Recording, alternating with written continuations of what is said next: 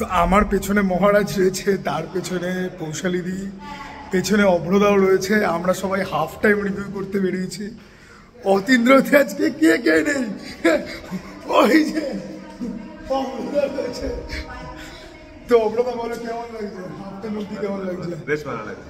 ভালো লাগছে আমাদের মোটামুটি। একটু লম্বা মনে হচ্ছে, টাইমটা ফিল করা যাচ্ছে না, সেটা একটু করা যাচ্ছে, কিন্তু ডায়লগ বাজি ভাই। তো এই হচ্ছে কি ব্যাপার। ওইদিকে মহারাজ করছে, ঠিক আছে, মহারাজকে তোমরা দেখতে পাবে। তো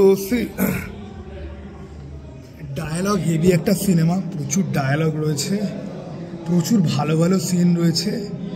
গোটা সিনেমা ফার্স্ট হাফ অব্দি ব্যাপার হচ্ছে গিয়ে যে দুজন দুজনকে অপমান করছে। ফাহাদ ফাজিল আর আল্লু অর্জুন দুজন দুজনকে রোস্ট করে যাচ্ছে, ঠিক আছে। অ্যাকশান আছে কিন্তু ফার্স্ট হাফে অ্যাকশান যথেষ্ট কম, ঠিক আছে। তো এই হচ্ছে গিয়ে ব্যাপার। এখন ব্যাপার হচ্ছে গিয়ে যে একটুখানি টাইমটাকে ফিল করা কিন্তু যাচ্ছে।